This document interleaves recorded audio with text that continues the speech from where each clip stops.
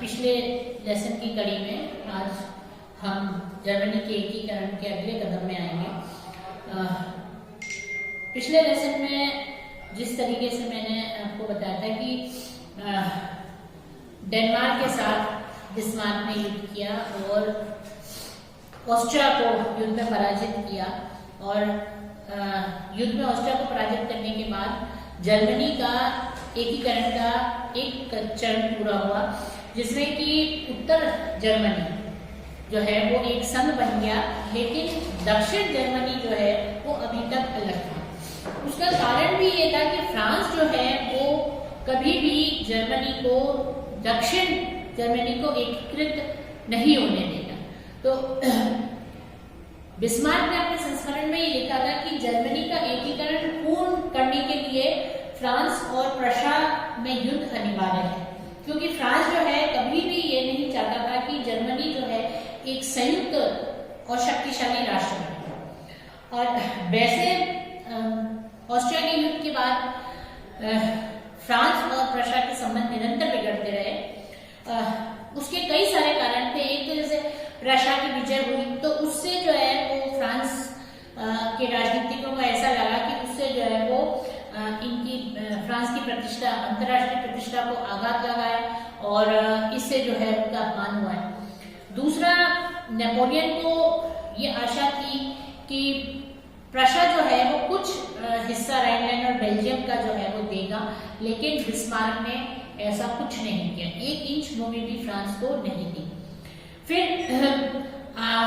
France ने Mexico में हस्तक्षेप किया था, वहां पर वो अपना आधिपत्य स्थापित करना चाहता था, लेकिन मेक्सिको में वो जीत नहीं पाया था। तो इससे जो है उसकी प्रतिष्ठा वो साफ लगी थी और वो अपनी उस पराजय के एवज में यहाँ पर जो है वो प्रशा को परास्त करके सम्मान प्राप्त करना चाहता था।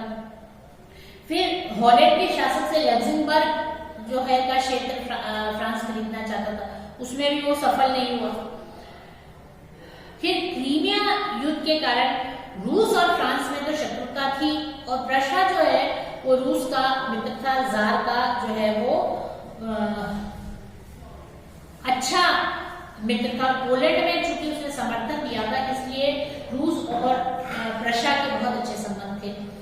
फिर एक कारण और ये था कि जर्मनी के लोग जो है वो फ्रांस से नाराज थे और उनका ये मानना था कि जर्मनी के एकीकरण में जो है वो जर्मनी के एकीकरण में फ्रांस जो है वो बाधक है।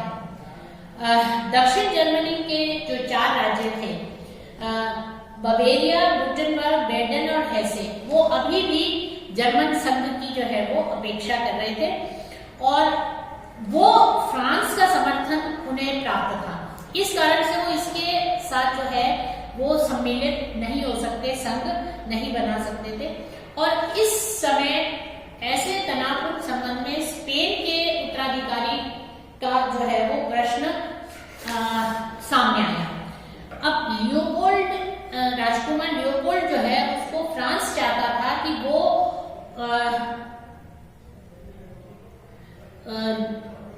प्रिंस लियोपोल्ड जो कि प्रशा के शासक के संबंधी था, वो उसको प्रशा चाहता था कि लियोपोल्ड को स्पेन का शासक बनाए और उसके लिए जो है वो फ्रांस जो है वो कतई तैयार नहीं था। फ्रांस चाहता था कि उस स्पेन के ऊपर जो है वो जर्मनी का अधिकार किसी प्रकार से ना हो।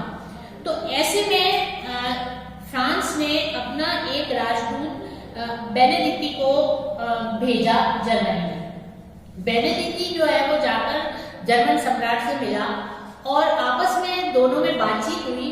तो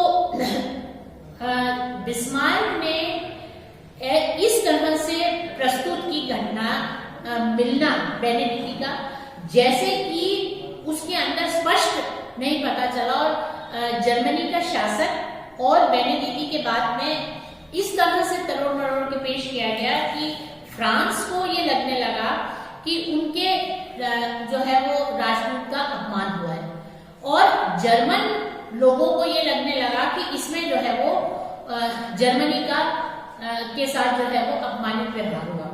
तो ऐसी स्थिति, ऐसी परिस्थिति उत्पन्न हो गई जिसमें कि फ्रांस और प्रशा के बीच में इतना ज्यादा जिसको कहते हैं मनमुटाव हो गया कि एक तरह से जो है वो युद्ध आवश्यक हो गया। और ऐसे में प्रशा चूंकि बहुत लंबे समय से तैयारी कर रहा था और उसको ये मालूम था कि फ्रांस के साथ युद्ध हुए बिना जर्मनी का एकीकरण जो है वो नहीं हो पाएगा, तो प्रशा जो है वो युद्ध के लिए पहले से तैयार था। हालांकि फ्रांस की पूरी तैयारी नहीं थी, लेकिन फिर भी फ्रांस ने इटली और ऑस्ट्रिया से प्रशा के विरुद्ध सहायता प्राप्त करने की कोशिश की, लेकिन ऑस्ट्रिया जो है इसमें ऑस्ट्रिया और इटली ने फ्रांस की मदद नहीं की। तो फ्रांस जो है वो अकेले ही उसको जर्मनी का सामना करना पड़ा। जर्मनी की सेनाओं ने तीन ओर से फ्रांस पर आक्रमण किया और अगस्त 1870 में बेसेनबर्ग में फ्रांसीसी सेना पराजित हुई।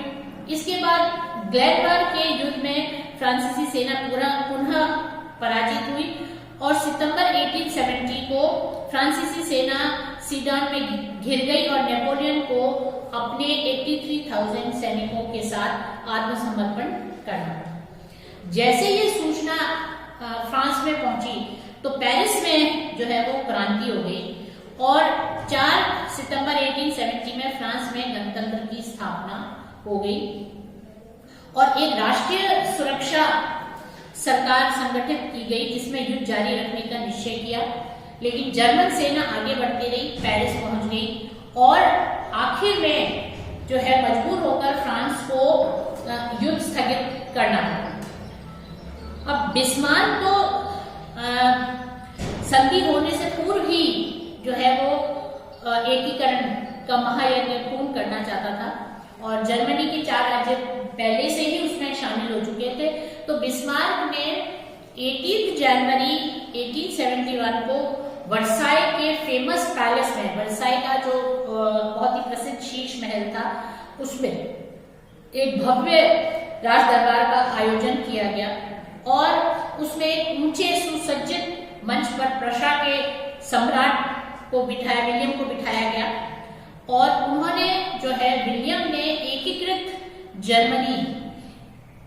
विलियम को एकीकृत जर्मनी का सम्राट जो है वो घोषित किया और जर्मनी के सम्राट का राज्याभिषेक के रूप में उनका राज्य अभिषेक किया गया और जर्मनी का राष्ट्रीय एकीकरण इस तरीके से पूर्व हुआ। पेरिस के पतन के साथ ही प्रशा और फ्रांस का युद्ध समाप्त हो गया और 10 मई 1871 को फ्रैंकफर्ट में दोनों राज्यों के बीच में संधि हुई। इसमें सबसे पहली जो बात थी, फ्रांस के मेज और स्ट्रासबर्ग सहित एल्सेस और लोरेन का भाग जर्मनी को देना पड़ा। दूसरा, फ्रांस के युद्ध में हर जाने के रूप में 70,000 करोड़ पौंड जर्मनी को देना स्वीकार करना पड़ा और जब तक ये रकम पूरी नहीं होती तब तक जर्मन सेना जो है वो फ्रांस में निश्चित तौर पर रहेगी। फिर अप्रैल 1871 में जर्मनी के नए विधान की घोषणा की गई जिसमें कि दक्षिण जर्मनी के समस्त राज्य जर्मन संघ में सम्मिलित हो गए और इस प्रकार प्रशा के नेतृत्व में जर्मनी का एक राजनीतिक एकीकरण पूर्ण हुआ। तो इस तरीके से जो है वो बिस्मार्क का सपना कि जो संघ था जर्मनी का 39 राज्यों का, उसको समाप्त कर एक एकीकृत जर्मनी का निर्माण हो, ये सपना जो है बिस्मार्क का पूर्ण हुआ। धन्यवाद।